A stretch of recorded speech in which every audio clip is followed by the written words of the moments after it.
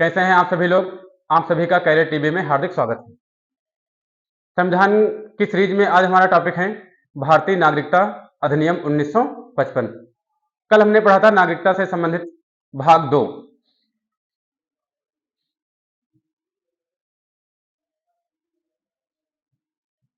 नागरिकता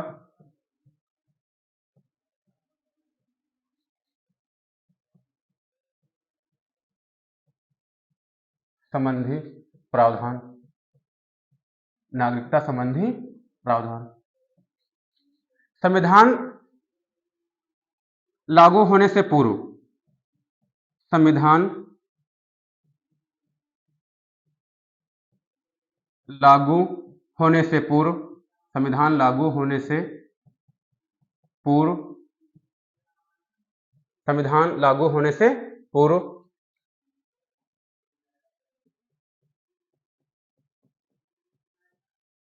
नागरिकता संबंधी प्रावधान, संविधान लागू होने से पूर्व नागरिकता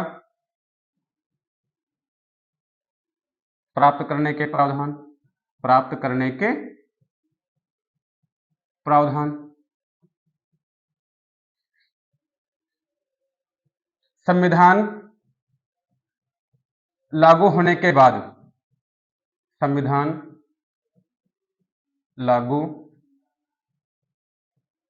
होने के बाद, संविधान लागू होने के बाद, संविधान लागू होने से पूर्व भारतीय नागरिकता प्राप्त करने के प्रावधान अनुच्छेद 5, अनुच्छेद 6, अनुच्छेद 7 और 8 में उनका वर्णन है। परंतु संविधान लागू होने के बाद भारतीय नागरिकता कैसे प्राप्त की जाए, इस विषय पर संसद ने भारतीय नागरिकता अधिनियम 1955 पारित किया, क्योंकि नागरिकता संबंधी विषय पर कानून बनाने का अधिकार संसद को है। इस शक्ति का उपयोग करते हुए संसद ने भारतीय नागरिकता अधिनियम 1955 पारित किया और नागरिकता प्राप्त करने के लिए 5 प्रकार बताए तथा नागरिकता समाप्त होने के 3 प्रकार पारित किए। संविधान लागू होने से पूर्व नागरिकता प्राप्त करने के प्रावधान अनुच्छेद 5, 6, 7, 8 में। संविधान लागू होने के बाद नागरिकता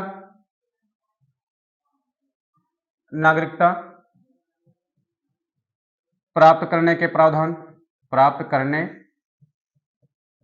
के प्रावधान, प्राप्त करने का प्रावधान भारतीय नागरिकता अधिनियम 1955, अधिनियम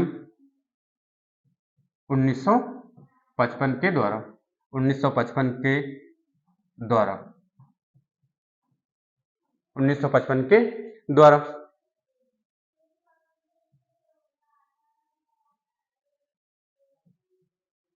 भारतीय नागरिकता अधिनियम 1955, भारतीय नागरिकता अधिनियम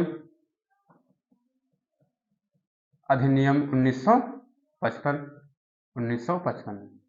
भारतीय नागरिकता अधिनियम के द्वारा नागरिकता प्राप्त करने के प्रावधान, नागरिकता प्राप्त करने के प्रावधान, नागरिकता प्राप्त करने के प्रावधान, नागरिकता प्राप्त करने के प्रावधान, नागरिकता समाप्त होने के प्रावधान, नागरिकता समाप्त होने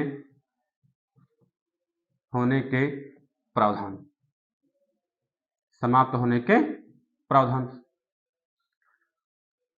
भारतीय नागरिकता अधिनियम 1955 के द्वारा संसद ने नागरिकता प्राप्त करने के जो प्रावधान बनाए, नागरिकता समाप्त होने के प्रावधान बनाए, तो भारतीय नागरिकता 5 प्रकार से प्राप्त की जा सकती है तथा भारतीय नागरिकता 3 प्रकार से समाप्त हो सकती है।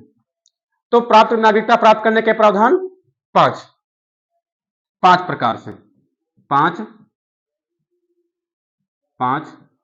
प्रकार से, पांच प्रकार से नागरिकता प्राप्त की जा सकती है। तीन प्रकार से नागरिकता, तीन प्रकार से नागरिकता समाप्त हो सकती है, तीन प्रकार से नागरिकता समाप्त हो सकती है। नागरिकता प्राप्त करने के प्रावधान, नंबर 1 जन्म से, नंबर 2 वंश के आधार पर, वंश परंपरा से, नंबर 3 पंजीकरण, नंबर 4 देशीकरण,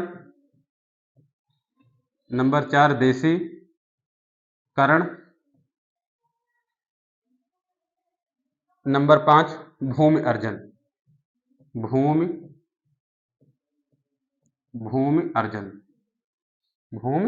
अर्जन के द्वारा।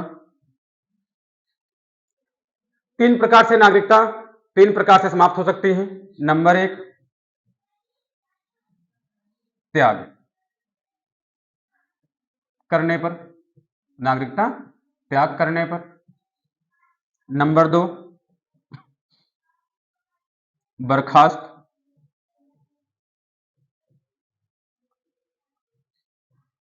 बर्खास्त या समाप्ति,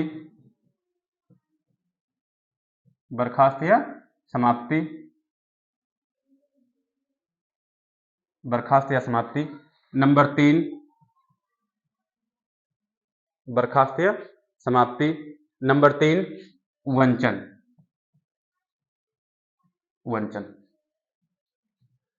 संसद ने 1955 में भारतीय नागरिकता अधिनियम 1955 पारित किया और इस अधिनियम में यह प्रावधान डिसाइड किए कि किस तरीके से संविधान लागू होने के बाद नागरिकता प्राप्त की जा सकती है और किन तरीकों से संविधान लागू होने के बाद नागरिकता समाप्त हो जा सकती है। 5 तरीके से नागरिकता प्राप्त की जा सकती है और 3 तरीके से नागरिकता समाप्त की जा सकती है। कौन कौन से 5 प्रकार? जन्म से, वंश परंपरा से, पंजीकरण से, देशीकरण से और भूमि अर्जन से। समाप्त कितने प्रकार से हो सकती है? 3 प्रकार से। नागरिकता का त्याग करने से, बर्खास्त करने या समाप्ति से, नागरिकता का वंचन करने से।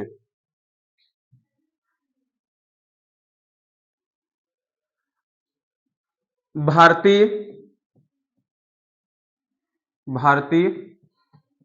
नागरिकता अधिनियम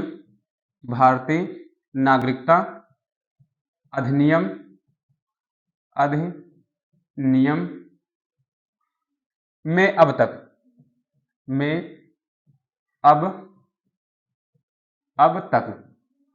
9 बार संशोधन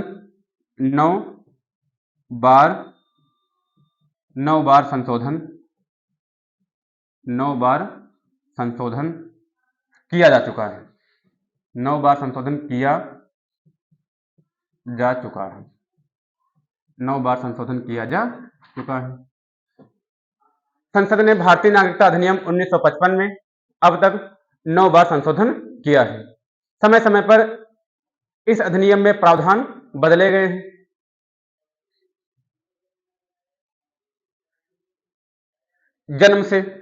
जन्म से नागरिकता कैसे प्राप्त की जा सकती है? जन्म से भारतीय नागरिकता कैसे प्राप्त की जा सकती है? 26 जनवरी 1950 के बाद जो व्यक्ति जिनका जन्म भारत में होगा वह सब भारत के नागरिक होंगे। परंतु कुछ समय बाद संशोधन किया गया और नई शर्त शामिल की गई कि जन्म के समय माता या पिता में से कोई एक भारत का नागरिक हो तथा दूसरा अवैध प्रवासी ना हो। कुछ समय बाद पुनः संशोधन किया गया और नया प्रावधान किया गया कि जन्म के समय माता व पिता दोनों भारत के नागरिक हों। तो संविधान लागू होने जन्म से, संविधान लागू होने के बाद, संविधान लागू होने के बाद, संविधान लागू होने के बाद भारत में, भारत, संविधान लागू होने के बाद भारत में जन्मा व्यक्ति, भारत में जन्मा व्यक्ति, भारत में जन्मा व्यक्ति भारत का नागरिक होगा, भारत का नागरिक, भारत का नागरिक होगा, भारत का नागरिक होगा। अब इस प्रावधान के तहत विदेशी नागरिकों के बच्चे जो किसी अवैध तरीके से भारत की सीमा में घुस आए हैं, वो स्वयं तो भारत के नागरिक नहीं हैं, परंतु उनके बच्चों का जन्म भारत में हुआ है, अतः उनके बच्चे भारत के नागरिक हो रहे हैं, उनके बच्चों को भारतीय नागरिकता मिल जा रही है। इस तरीके से अवैध प्रवासियों के बच्चे भारत की नागरिकता आसानी से प्राप्त कर लेते हैं। तो संसद ने इसमें एक संशोधन किया और शामिल किया कि जन्म के समय माता या पिता में से कोई एक या दोनों भारत के नागरिक हों, तभी तभी भारत की भूमि पर जन्मा बच्चा भारत का नागरिक माना जाएगा। तो 1987 में यह संशोधन शामिल किया गया। 1987 में प्रावधान किया गया, एक शर्त जोड़ी गई कि जन्म के समय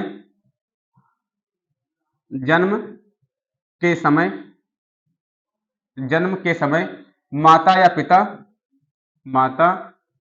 पिता या दोनों, माता या पिता या दोनों भारत के नागरिक हों, भारत के नागरिक हों, भारत के नागरिक, माता या पिता या दोनों भारत के नागरिक हों।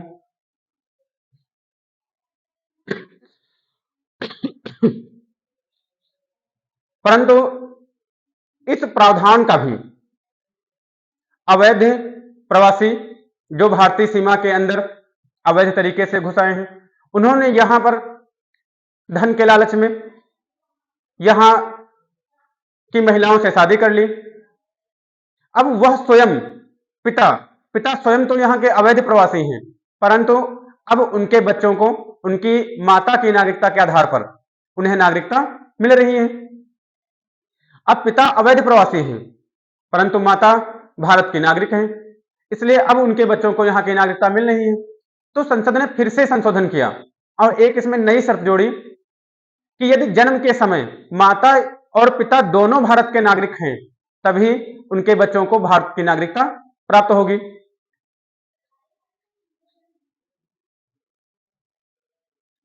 दिसंबर 2004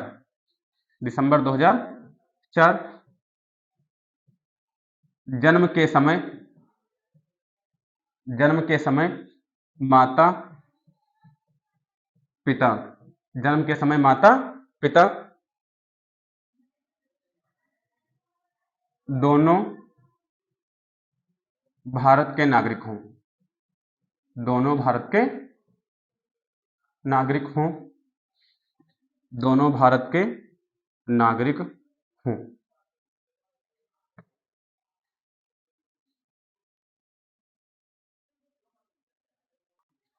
जन्म के समय माता पिता दोनों भारत के नागरिक हों, दोनों यहां पर हैं, दोनों भारत के नागरिक हों, या एक भारत का नागरिक हो, या एक भारत का नागरिक हो, भारत का नागरिक हो, एक भारत का नागरिक हो और दूसरा अवैध प्रवासी ना हो, दूसरा अवैध प्रवासी, दूसरा अवैध प्रवासी ना हो, दूसरा अवैध प्रवासी ना हो। दूसरा प्रकार वंश परंपरा के आधार पर, वंश परंपरा के आधार पर, वंश परंपरा के आधार पर, वंश परंपरा के आधार पर, वंश परंपरा के आधार पर, वंश परंपरा के आधार पर भारतीय नागरिकता प्राप्त की जा सकती है। इसका अर्थ है कि किसी बच्चे का जन्म भारत के बाहर विदेश में हुआ, किसी अन्य देश में हुआ है, तो वह क्या भारत का नागरिक माना जाएगा या नहीं? तो यदि किसी व्यक्ति का जन्म भारत के बाहर किसी अन्य देश में हुआ है, वह भी भारत का नागरिक माना जाएगा यदि जन्म के समय उसके पिता भारत के नागरिक हों। परंतु 1992 में संशोधन किया गया कि जन्म के समय माता या पिता दोनों में से यदि कोई भी भारत का नागरिक है, तब भी विदेश में जन्मे बच्चे भी भारत के नागरिक माने जाएंगे। वंश परंपरा के अनुसार भारत के बाहर, भारत के बाहर, भारत के बाहर जन्मे, भारत के बाहर जन्मे व्यक्ति को नागरिकता का अधिकार, को नागरिकता का अधिकार, नागरिकता का अधिकार, नागरिकता का अधिकार, नागरिकता का अधिकार। शर्त क्या थी इसकी?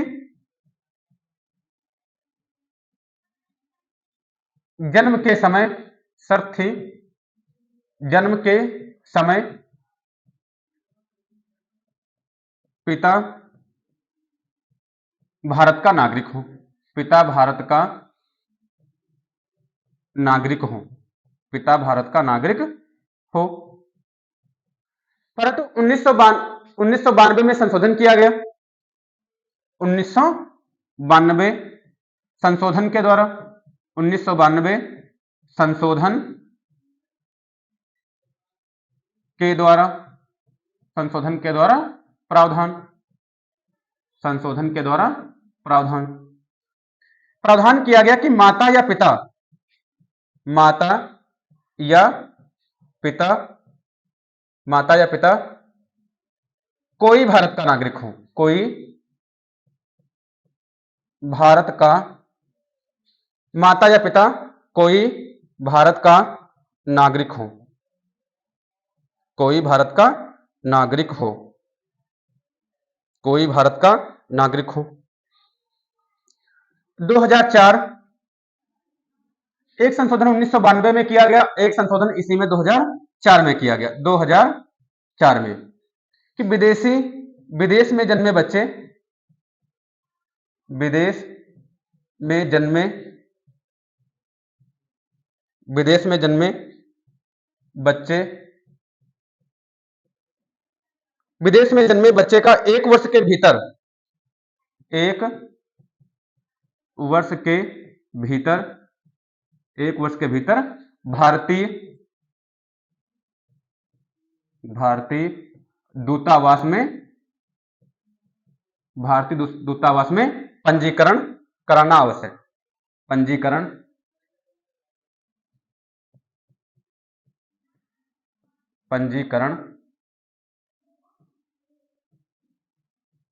कराना आवश्यक, आवश्यक।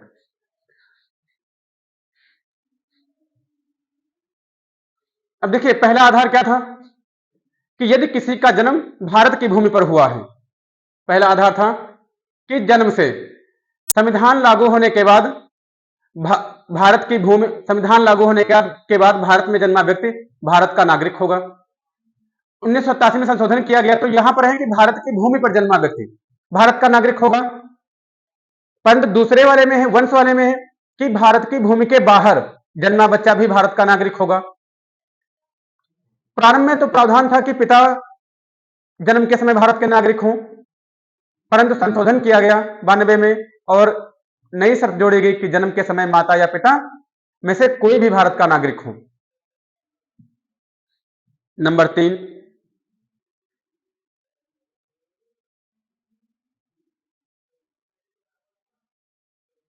पंजीकरण।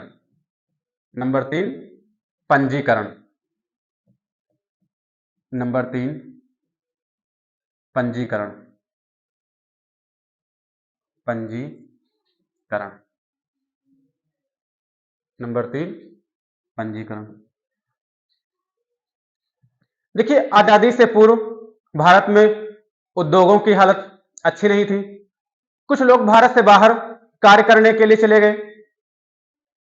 आजादी से पूर्व भारत में शिक्षा की अच्छी व्यवस्था भी नहीं थी। कुछ लोग शिक्षा ग्रहण करने के लिए बाहर चले गए और वहीं बाहर विदेश में ही बस गए। अब भारत स्वतंत्र हो चुका है। अब भारत स्वतंत्र है, यहां भी व्यवस्थाएं की जा रही हैं। तो भारतीय नेताओं ने विदेश में रहने वाले भारतीयों को, जो विदेश में शिक्षित हैं, विदेश में उद्योग कर रहे हैं, विदेश में पूंजी कमा रहे हैं, उन्हें भी भारत से जोड़ा जाए। तो स्वतंत्रता से पूर्व जिन लोगों ने भारतीय नागरिकता त्याग कर विदेशों की नागरिकता प्राप्त कर ली थी, उन्हें पुनः भारतीय नागरिकता प्राप्त कराने के लिए देशीकरण प्रावधान रखा गया कि जो व्यक्ति 4 पीढ़ियों से, जिस व्यक्ति की 4 पीढ़ियों में से कोई व्यक्ति भारत का नागरिक रहा है, वह व्यक्ति भारत की नागरिकता पंजीकरण विधि से प्राप्त कर सकता है। स्वतंत्रता पूर्व जो लोग जाकर के विदेश में बस गए, उनके बच्चे भारत की नागरिकता प्राप्त कर सकते हैं। यदि 4 पीढ़ियों से कोई व्यक्ति, 4 पीढ़ियों का कोई व्यक्ति अविभाजित भारत में जन्मा हो, या 4 पीढ़ियों का कोई व्यक्ति भारत की नागरिकता प्राप्त कर चुका हो। भारतीय मूल के विदेशी व्यक्ति, भारतीय मूल के विदेशी व्यक्ति, भारतीय मूल के विदेशी व्यक्ति, भारतीय मूल के विदेशी व्यक्ति जिनकी 4 पीढ़ियां, जिनकी 4 पीढ़ियां, जिनकी 4 पीढ़ियों में से, 4 पीढ़ियों में से किसी का जन्म, 4 पीढ़ियों में से किसी का जन्म अविभाजित भारत में हुआ हो, अविभाजित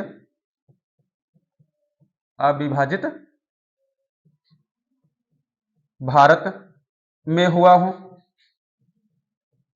विभाजित भारत में हुआ हो,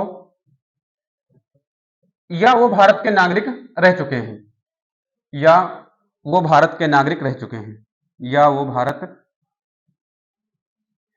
के नागरिक रह चुके हैं, भारत के नागरिक रह चुके हैं, या वो भारत के नागरिक रह चुके हैं, या वो भारत के नागरिक रह चुके हैं। तो उन्हें शर्तें क्या हैं? शर्तें 7 वर्ष भारत में निवास करना होगा। 7 वर्ष भारत में, 7 वर्ष भारत में निवास करना होगा, निवास करना होगा।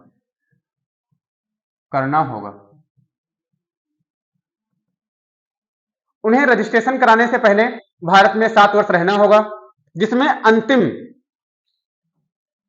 अंतिम 12 माह, अंतिम 1 वर्ष या 12 माह लगातार रहना होगा, लगातार रहना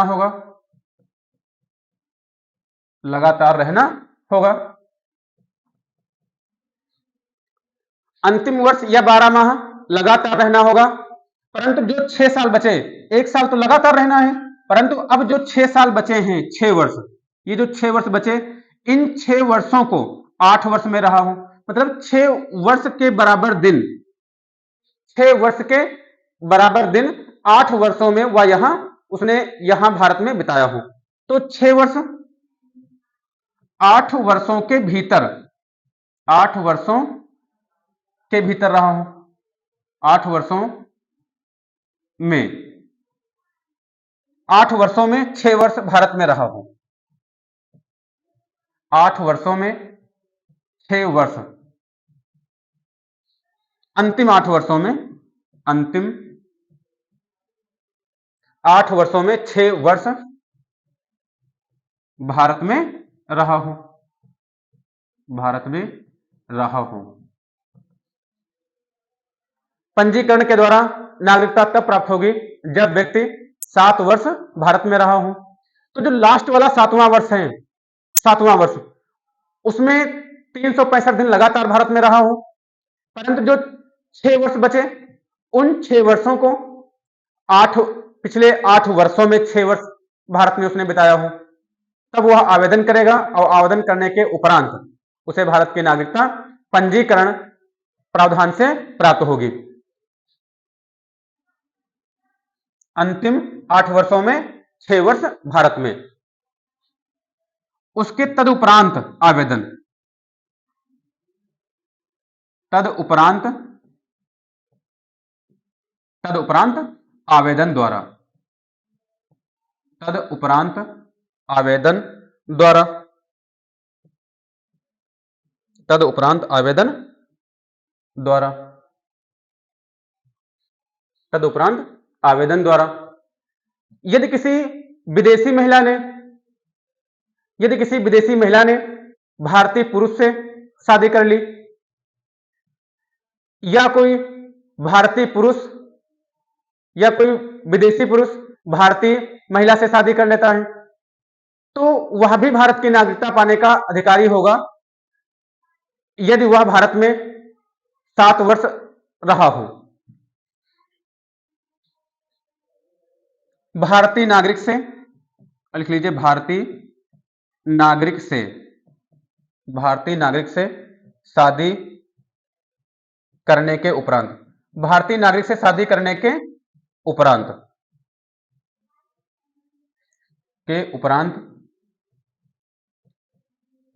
भारत का नागरिक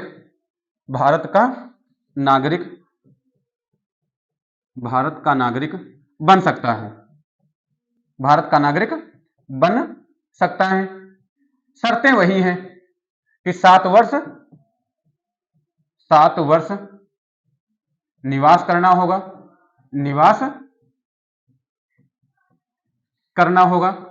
7 वर्ष निवास करना होगा।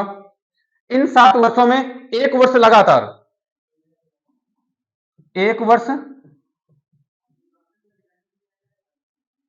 वर्ष लगातार, अंतिम 1 वर्ष लगातार, 1 वर्ष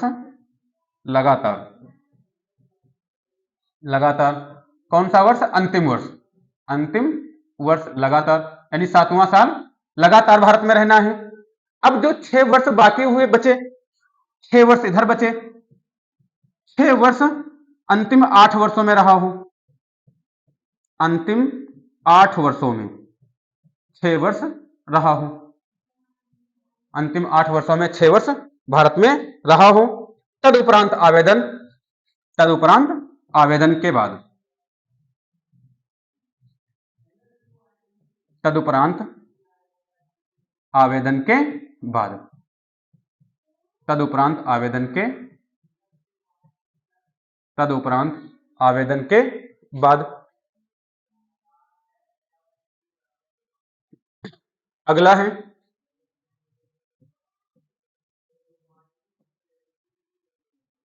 चौथा, देशीकरण।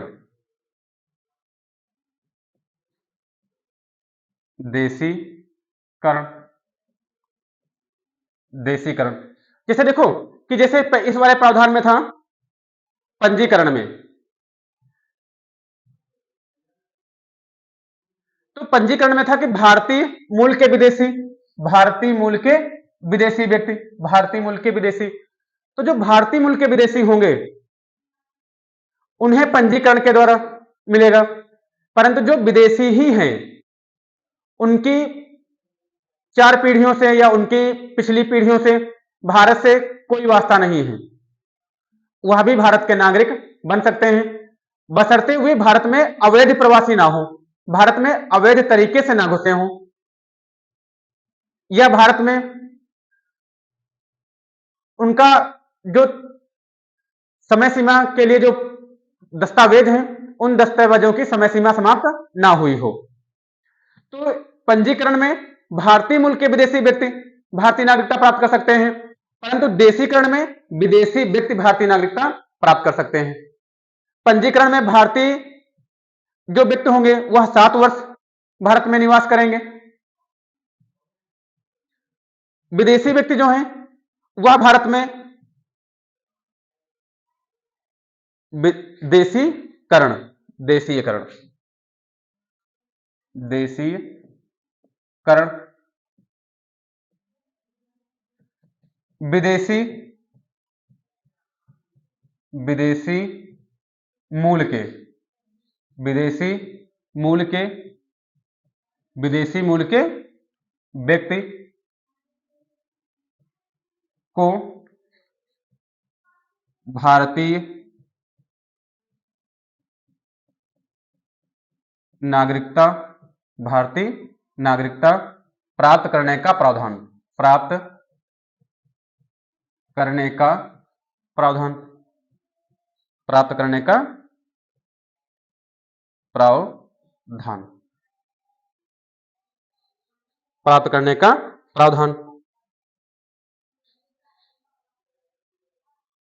आवेदन से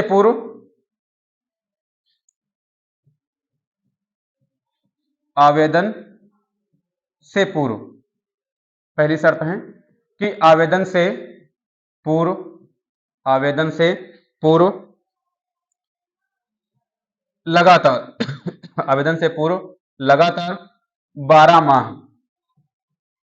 12 माह या 1 वर्ष भारत में रहा हूं भारत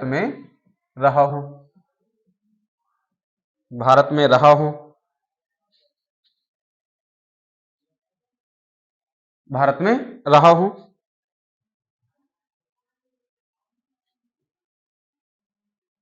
14 वर्षों में 11 वर्ष भारत में रहा हूं 14 वर्षों में 11 वर्ष भारत में रहा हूं 14 वर्षों में 11 वर्ष भारत में रहा हूं 14 वर्षों में 11 वर्ष भारत में रहा हूं।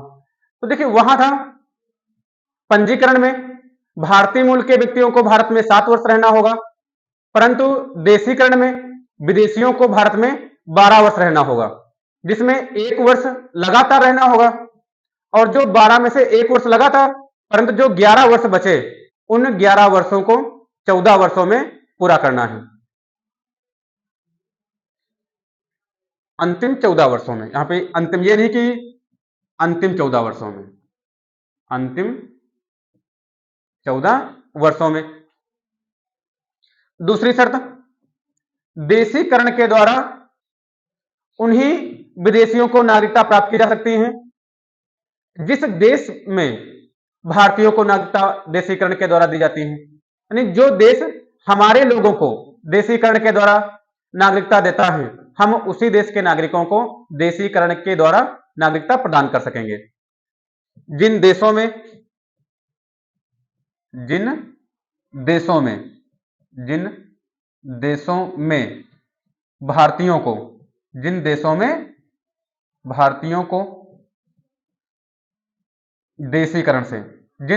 भारतीयों को देशीकरण से नागरिकता प्राप्त होती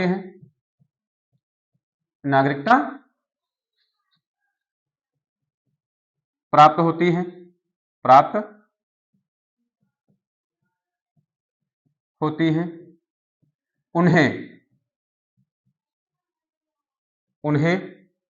उस देश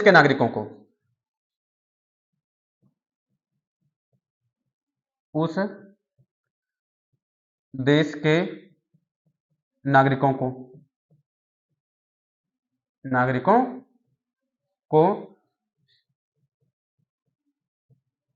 नागरिकता देने का प्रावधान। नंबर तीन अच्छे चरित्र का हो। नंबर तीन अच्छे चरित्र का हो। अच्छे चरित्र का हो। अच्छे चरित्र का हो। भारत में रहने की इच्छा हो। भारत में रहने की इच्छा हो। अच्छे चरित्र का हो, भारत में रहने की इच्छा हो। संविधान में जो 22 भाषाओं का जो वर्णन है, उन 22 भाषाओं में से कोई एक भाषा वह बोल लेता हो, लिख लेता हो, एक भाषा उसको आती हो। 8वीं अनुसूची,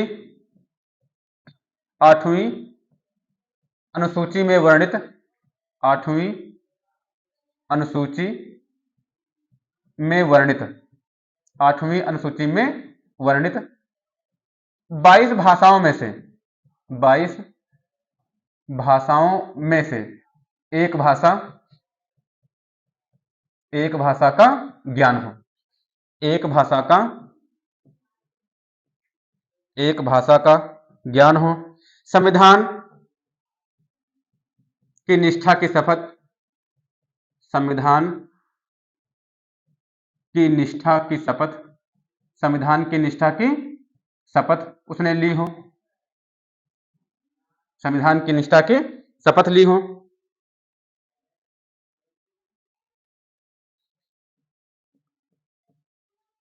भारत की नागरिकता मिलने पर, भारतीय नागरिकता मिलने पर पूर्व देश की नागरिकता त्यागनी पड़ेगी। पूर्व देश की नागरिकता त्यागनी पड़ेगी। नहीं, पहले जिस देश की नागरिकता थी उसको त्यागना पड़ेगा। पूर्व देश की नागरिकता त्यागनी होगी। नागरिकता त्यागनी होगी।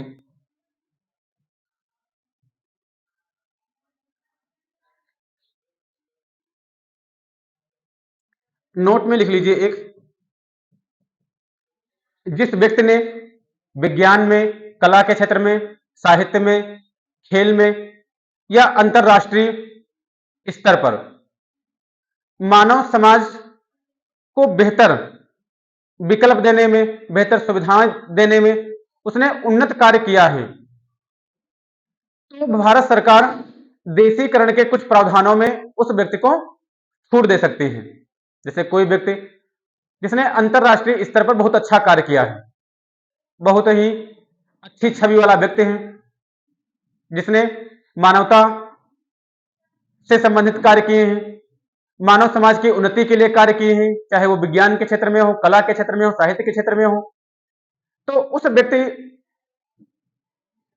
वह व्यक्ति अगर भारत की नागरिकता देशीकरण विधि से लेना चाहता है, अगर वह व्यक्ति विदेशी है तो भारत सरकार देशीकरण की जो शर्तें हैं उन शर्तों में कुछ छूट दे सकता है। यदि कोई व्यक्ति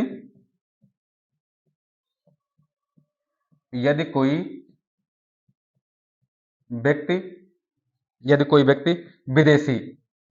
यदि कोई व्यक्ति विदेशी है, यदि कोई व्यक्ति विदेशी है, विज्ञान, कला, साहित्य, विज्ञान, कला,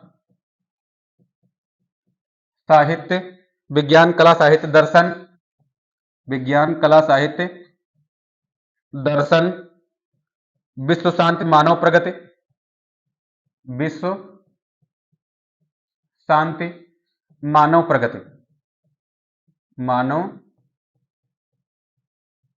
मानव प्रगति के क्षेत्र में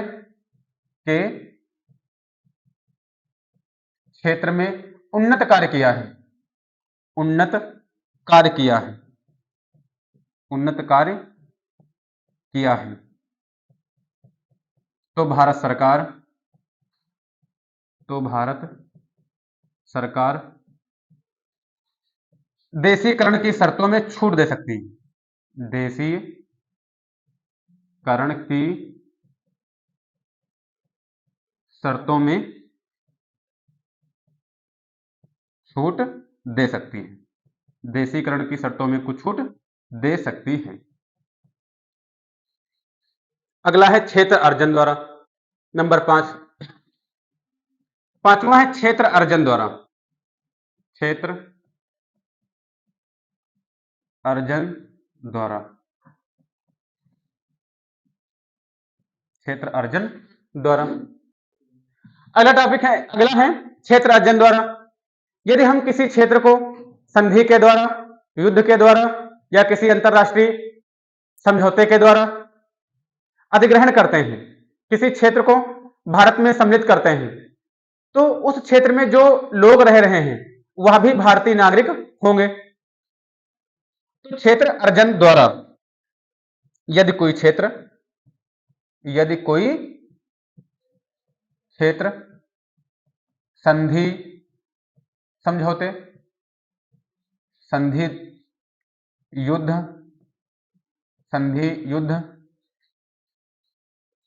संधि युद्ध द्वारा अधिग्रहित किया जाता है, अधिग्रहित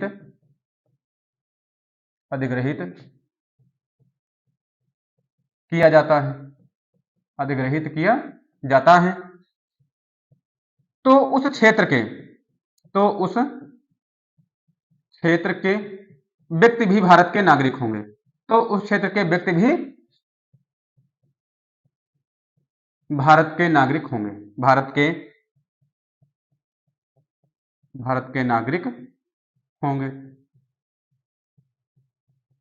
के नागरिक होंगे। तो इससे संबंधित प्रश्न कैसे पूछे जाते हैं कि भारतीय नागरिकता कितने तरीके से प्राप्त की जा सकती है? 5 तरीके से। भारतीय नागरिकता प्राप्त करने के प्रावधान किस अधिनियम के द्वारा तय किए गए हैं? भारतीय नागरिकता अधिनियम 1955। भारतीय नागरिकता अधिनियम 1955 किसके द्वारा अधिनियमित किया गया है? संसद के द्वारा अधिनियमित किया गया है। निम्न में से किस प्रकार से भारतीय नागरिकता प्राप्त नहीं की जा सकती? तो उसमें 3 प्रकार ऐसे होंगे जिनसे नागरिकता प्राप्त की जा सकती है, एक प्रकार ऐसा होगा जिनसे नागरिकता प्राप्त नहीं की जा सकती। तो विदेशियों को भारतीय नागरिकता कैसे प्राप्त की जाएगी? देशीकरण से। है व्यक्ति तो भारतीय मूल का है, परंतु इस समय किसी अन्य देश की नागरिकता उसने ग्रहण कर ली है, किसी अन्य देश में रह रहा है, उसके पूर्वज पहले कभी भारत के नागरिक हुआ करते थे, तो वह व्यक्ति पंजीकरण के द्वारा भारतीय नागरिकता प्राप्त करेगा।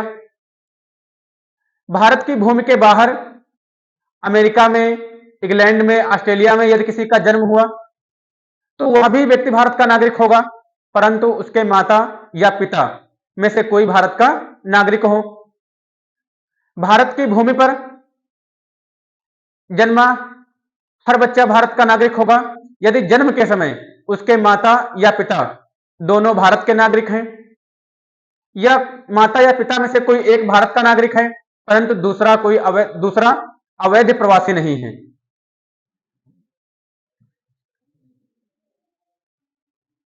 पंजीकरण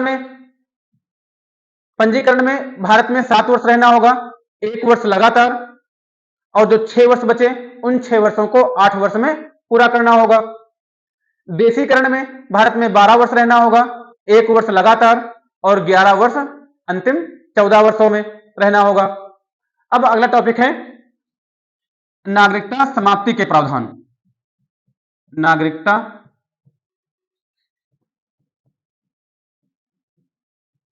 समाप्ति के प्रकार।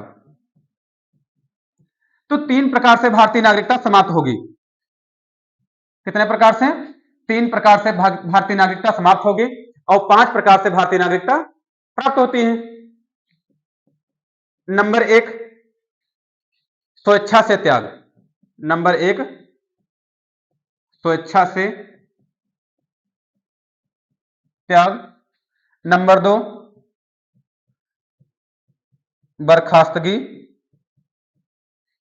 नंबर 3, वंचन। नंबर 3, वंचन।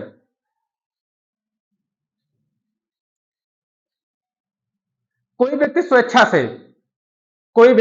स्वेच्छा से भारतीय नागरिकता त्याग रहा है कि हमें भारत में नहीं रहना, हम किसी अन्य देश की नागरिकता ग्रहण करने जा रहे हैं, तो उसकी भारत में नागरिकता समाप्त हो जाएगी। अब जैसे किसी व्यक्ति ने भारतीय नागरिकता त्यागी है, तो उसके नाबालिग बच्चे जो होंगे उनकी भी नागरिकता समाप्त हो जाएगी। अब तुम्हारे मन में ये एक बात आ रही होगी कि परंतु उनके बच्चों ने तो नागरिकता नहीं त्यागी। यदि माता पिता भारत की नागरिकता त्याग रहे हैं तो उनके नाबालिग बच्चे की भी नागरिकता समाप्त हो जाएगी। परंतु जैसे ही बच्चे वयस्क हों, 18 वर्ष की आयु पूरी करने वाले हों, 18 वर्ष की आयु पूरी की हो, बस 1 वर्ष के भीतर वह पुनः भारत की नागरिकता ले सकते हैं। उन्हें 1 वर्ष के भीतर भारतीय दूतावास में पंजीकरण कराना होगा। तो स्वेच्छा से त्याग करने पर व्यक्ति स्वेच्छा से नागरिकता त्याग दे, नाबालिग बच्चों की भी नागरिकता समाप्त,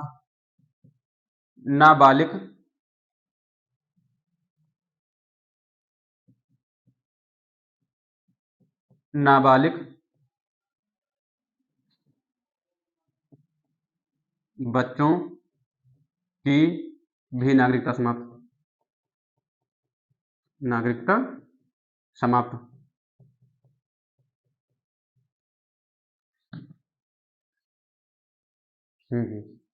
नाबालिग बच्चों की भी नागरिकता समाप्त हो जाएगी, परंतु जो बच्चे हैं,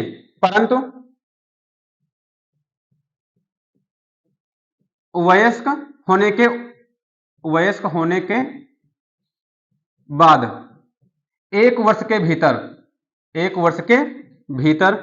इसे इन्होंने कहा कि हम तो बच्चे थे, पिताजी ने त्याग दिया, हमारी नागरिकता काहे समाप्त हो रही है। तो इनको एक मौका दिया जाएगा कि अगर आप वयस्क होने के 1 वर्ष के भीतर अगर पंजीकरण कराते हैं तो आपकी नागरिकता वापस आ जाएगी। परंतु वयस्क होने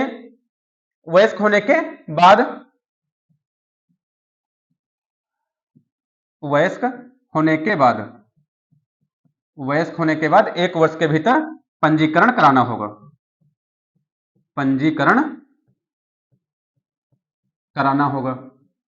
कहां? भारतीय दूतावास में, भारतीय दूतावास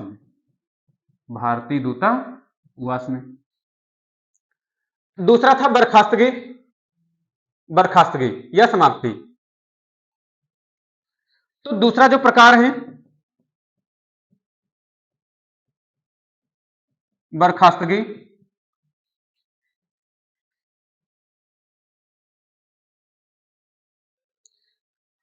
यदि कोई व्यक्ति स्वेच्छा से किसी दूसरे देश की नागरिकता ग्रहण कर लेता है तो उसकी भारत में नागरिकता समाप्त हो जाएगी। तो बर्खास्तगी में क्या है? दूसरे देश की नागरिकता ग्रहण करने पर, दूसरे देश की नागरिकता ग्रहण करने पर, दूसरे देश की नागरिकता ग्रहण करने पर, दूसरे देश की नागरिकता ग्रहण करने पर। तीसरा वंचन द्वारा,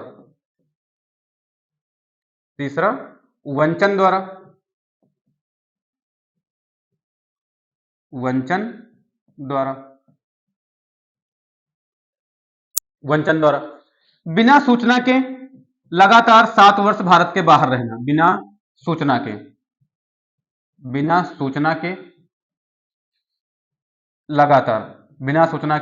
लगातार 7 वर्ष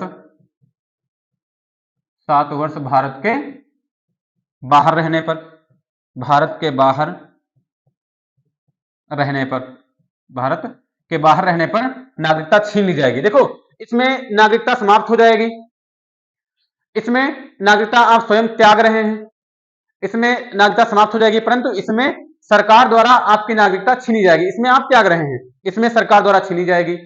यहां पर नागरिकता समाप्त हो जाएगी। इसमें एक प्रावधान बिना सूचना के लगातार 7 वर्ष भारत के बाहर रहने पर। या युद्ध काल में। नंबर दूसरा प्रावधान इसमें है युद्ध के समय, युद्ध के समय, युद्ध के समय शत्रु देश की सहायता करने पर, शत्रु देश की सहायता करने पर, सहायता करने पर